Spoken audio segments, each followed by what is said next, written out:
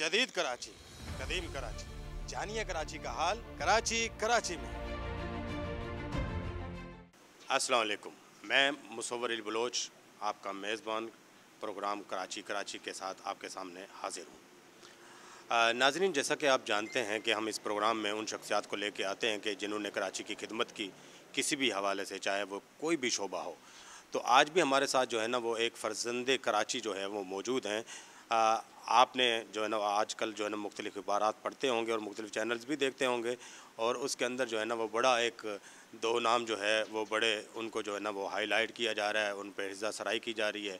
उन दो नामों में जो है ना वो नबील गबूल का नाम आ रहा है, और साथ में जो है ना वो फ़िरोज़ अली गाबा साहब को वैसे घसीटा जा रहा है। FIR में जो है कटवाई चेयरमैन फ़िशरीज़ हाफिज़ अब्दुल बर ने। हम पूछते हैं कि भाई क्या उनके अंदर वो क्या ताज्जुब है, क्या नफ़रत है, क्या ऐसी चीज़ है या क्या ऐसा तनाज़ा है कि जिसकी वजह से जो है वो चेयरमैन फ़िशरीज़ ने FIR में भी इनका ही जो है ना वो नाम दिया। तो हमारे साथ मौजूद हैं फ़िरोज़ अली गाबा साहब, son of C and Gabas food के जो है ना वो CEO, और जो है ना वो उनसे उनका जो है ना वो रद्द-ए-अमल लेते हैं। हाँ सर, क्या ऐसा तनाज़ा है कि जिसकी वजह से चेयरमैन फ़िशरी आपको हर मामले में घसीट लेते हैं?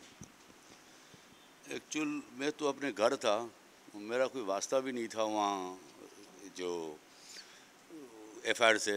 उस लोग ने जानबूझ के एक इशू है जो मेरी वहाँ फैक्ट्री के अंदर मैंने बाहर से मशीनें मंगाई है, जो वो मशीनें मुझे अंदर नहीं आने के लिए अलाउ नहीं करते जब उसका वास्ता नहीं है। जो वो कोऑपरेटिव सोसाइटी का वास्ता नहीं है, वो तो हार्बर का इलाका है। हार्बर को हम किराएदार हैं, हार्बर के। हमारी कोई गलती है कोई चीज़ तो हार्बर हमें रोके, और मैंने तो नेशनल इंटरेस्ट के लिए सब काम किए हुए।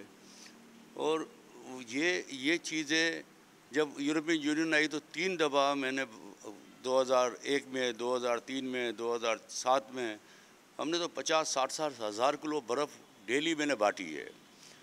और ये आके जानबूझ के मुझे प्रॉब्लम जो भी इसकी टीम है, जब ये इसका वास्ता नहीं है तो कोर्ट को भी चाहिए भाई, तुम्हारा जब तुम्हारा उधर वास्ता नहीं है तुम कैसा मुझे रोक सकता है? मुझे तो अथॉरिटी रोकेगी, मेरी कोई गलती है। मैं तो आके बाहर एक अपग्रेड करना चाह रहा हूँ फैक्ट्री को, और मुल्क के लिए एक अच्छा एक्सपोर्ट करना चाह रहा हूँ। और उस लोग ने बस एक जानबूझ के एक इशू बनाया हुआ है। वो बोलते हम इसको इजाज़त नहीं देंगे। भाई तेरा कोई वास्ता है तो इजाज़त, तुम कोई कानूनी तेरा हक बनता है। ये तो पहले निसार मुराई ने गुंडागर्दी की, अभी इसने गुंडागर्दी की है। जब देखो कोई ना कोई एक प्रॉब्लम खड़ा कर देता है। हम शरीफ लोग हैं, हमारा कोई काम नहीं है कोई झगड़े फसाद से, और ये एक इशू बनाया हुआ है। जब मैं घर पे था, आप मेरा लोकेशन ले लें, मैं तो घर पे सोया हुआ हूँ, और सुबह पता चलता है कल शाम को भाई 4-5 बजे मेरा FIR कटा हुआ है। और बेफिजूल का किसी को तंग करना, खुदा को जवाब देना नहीं देना इस लोग को। अच्छा, FIR तो उन्होंने कटवाई, लेकिन बाद में खबरें भी चलवाई जनाब, वो जो फ़िशरीज़ वाली आपकी जो कंपनी है वो गैर कानूनी है, और सारे अखबारात लिख रहे हैं। किसी अखबार ने आपसे भी पूछा कि भाई ये गलत है या सही है, क्या वाकई ये कानूनी है या गैर कानूनी है, या अपनी तरफ से खबरें छाप रहे हैं? कोई वो ये बोलते हैं हम मुझे अलाट हुई है कोल्ड स्टोर के लिए। तो भाई कोल्ड स्टोर के लिए अलाट हुई तो मैं कोल्ड स्टोर फ़िश ही बना रहा हूँ ना, कोई मैं जाके गोश्त मुर्गी सब्ज़ी तो नहीं बना रहा हूँ उधर। तो मैं तो जो फ़िशरी का काम है वही कर रहा हूँ। और फ़िशरी में ऐसी 5 फैक्ट्रियाँ थी जो 30 साल से बंद थी। 30 साल, आप सोचो 30 साल जो कंपनी की हालत होगी। उस दौर के अंदर मैंने एक फैक्ट्री ली जिसके अंदर मैंने हार्बर के पैसे दिए, जिसके अंदर इनकम टैक्स के पैसे दिए, जिसके अंदर बैंक के पैसे दिए, जिसके अंदर लेबर के पैसे थे, जिसके अंदर एक्साइज के पैसे थे। टोटल आज एक फैक्ट्री 100-200 करोड़ का एक्सपोर्ट कर रही है।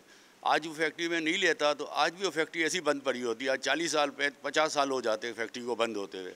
आज वो 5 फैक्ट्री हार्बर में मेरे नाम पर ट्रांसफ़र होके, फिर वो हार्बर के जो मेरे जिस नाम की कंपनियाँ थी, सुपरस्टार थी, तो वो पहले फ़िशरी बोर्डर्स थी, खुर्शीद आलम थी तो वो सुपरस्टार बनी, पीपल कंपनी थी, पीपल नहीं, रियाज़ो खालिद जो बेचारे इस्लामाबाद वाले थे, वो कंपनी ख़रीदी, वो भी सुपरस्टार बनी।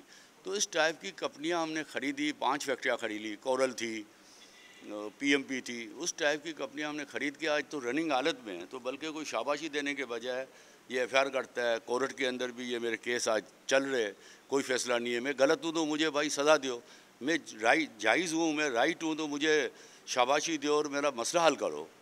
लेकिन किसी अखबार ने आपसे मौक़िफ़ लिया कि या अपनी तरफ से खबर छाप दी? बस अपने तरफ से चापी है। कैसा चापी भाई? मैंने आपसे कुछ पूछा नहीं? कोई कुछ भी नहीं पूछा अभी तक, कुछ नहीं। ये बड़ी मतलब सहाफ़ती जो है ना अक़दार के ये बड़ी चीज़ खिलाफ़ है कि एक ख़बर आपके पास आती है, आप उसको जो है ना वो तस्दीक करते नहीं हो, काउंटर दे जो है ना उसका देखते नहीं हो, और दोनों तस्वीर के रुख पेश नहीं करते हो और एक रुख पेश करते हो, और फिर किसी की जो है ना वो आप जो है ना वो इज़्ज़त सराई और उसको डिफेमेशन जो है ना उसकी करते रहते हो। तो ये बड़ी गलत है मेरे ख़्याल में, ये सहाफ़ती असूलों के ख़िलाफ़ है। जो हमने सीखा है, हम समझते हैं कि दोनों तरफ का जो है ना वो मौक़िफ़ लेना और उसको सामने लाना ये बड़ा ज़रूरी है किसी भी जो है ना वो सहाफ़ी के लिए। अच्छा सर, मैंने ये भी जो है ना वो सुना है कि आपने फ़िशरीज़ को जो है ना वो अपग्रेड करने के लिए इनको हमेशा जो है वो चेयरमैन फ़िशरीज़ को जो है ना वो कुछ इंस्ट्रक्शंस दी, और हमेशा जो है ना उन जो है ना वो इक़दामात के ख़िलाफ़ आवाज़ उठाई कि जिससे जो है यूरोप ने हमें बैन किया हुआ है कि भी हमारी जो है ना वो हमारा कोई अच्छा निज़ाम नहीं है फ़िशरी का। तो उस वजह से भी जो है ना वो आपको लोग जो है ना वो निशाना बनाते हैं कि अब क्या ये बात ठीक है? वो मुझे कन्वर्टर बनाया भाई, फ़िशरी को अपग्रेड करो। तो हमने मीटिंग के बाद मैंने बोला भाई फ़िशरी के अंदर जो भी लॉन्च वाला बाहर जाता है उसको एक 10 मिनट की ट्रेनिंग दें। जब हम उसको अलाउ करते हैं ना तो हार्बर से और कस्टम से हमें अलाउ लेना होता है, तो वो पीसी कहते हैं उसको। तो मैंने बोला भाई जो पीसी आप उसको देते हो तो उससे पहले उसे 10 मिनट की ट्रेनिंग दे, उसको बताएं भाई आपको क्वालिटी इस तरह से संभालनी है और आप इस तरह से क्वालिटी अच्छी करके लाओगे तो आपको हम एक इनाम देंगे। मैंने इनाम के लिए ये बोला भाई 10,000 रुपया इनाम इस लोग को, एक जो भी लॉन्च वाला आता है उसको 10,000 इनाम दे और उसको एक इसके साथ तस्वीर निकाले। चेयरमैन का काम है तस्वीर निकालना। फिर उसके बाद मैंने वो 1 साल के बाद उस सबसे अच्छा माल लाएगा तो उसको 10 लाख रुपया इनाम दे। और ये हम तो 70-80 करोड़ रुपया फ़िशरमैन सिर्फ कमीशन देते। टोटल कमीशन फ़िशरमैन की देखो तो कोई 200 करोड़ रुपया कमीशन देते होंगे। फिर मैंने बोला भाई सबसे पहले फ़िशरी में रोड के ऊपर जो माल उतरता है वो रोड का माल है, जो उसको आप कोशिश करें भाई रोड से माल सब मार्केट के अंदर कर दें। मार्केट के अंदर 2 घंटा मार्केट को सफाई करें, 4 घंटा मार्केट चालू कर दें, फिर 2 घंटा बंद करें, फिर 4 घंटा चालू कर दें। तो हमारे पास लांचें बहुत होती है, जैसा रच की लांचें, गुजे की लांचें, हेले की लांचें, ढूंढे है, छोटे होरे, छोटी फ़िश आती है। तो 24 घंटा वो मार्केट हमारी चल सकती है और एक फ़िशरमैन को ईजी हो जाए भाई माल उतारना, माल चराना। अभी कभी कभी ये होता है लांच वालों को पानी नहीं मिलता है, वो वहाँ समंदर के पानी से निकालते हो। समंदर का पानी आपको पता है क्या फ़िशरी का पानी है। हम अभी ये सब चीज़ें बतावे तो ये तो हमारे पाकिस्तान हम बैन हो जाए। मैं तो बोलता हूँ अल्लाह समझावे। मैं तो अच्छे नीयत के साथ अच्छे तरीके से उसके साथ भी जब ये आया तो मैंने इसके साथ बहुत हेल्प की, हर किस्म की इसको समझाने की कोशिश करके इस लोगों को बेहतर। मैं बोला फ़िशरी को बेहतर करना कोई मुश्किल नहीं है, ये 2-4 हफ्ते का काम है, 2-4 वीक का काम है। फ़िशरी को हम क्वालिटी बनावे, सिर्फ हम माल को संभाल ले नहीं, लांच वालों को एजुकेशन कर देवे तो हमारा $400 मिलियन का एक्सपोर्ट है, 800 मिलियन तो ऐसे ही हो जावे। आप सोचो आज वियतनाम का एक्सपोर्ट 9-10 बिलियन डॉलर का है, बिलियन। हमारे बाद आज़ाद हुआ है, हमारे पास 1100 किलोमीटर समंदर है, हमारे पास कि पूरे दरिया है, कैच फार्मिंग हो सकती है, हम भी ये बिलियनों में पहुंच सकते हैं। अभी कोई सही तरीके से अच्छे दिल के साथ भाई खिदमत करनी है, हमारा ज़ाती मफाद नहीं होवे। ये ज़ाती मफाद नहीं होवे और ख़िदमत करनी है। वियतनाम जो है ना काफ़ी अरसे तक जो है ना वो अमेरिका की चीरा दस्तियों के जो है ना वो अंडर रहा और वो उठता है और फ़िशरीज़ के अंदर जो है ना कमाल कर देता है। हम भी कमाल कर सकते हैं। इसी बात से शुरू करेंगे, कहीं ना जाइएगा, अभी वापस आते हैं। जदीद कराची, कदीम कराची, जानिए कराची का हाल, कराची में।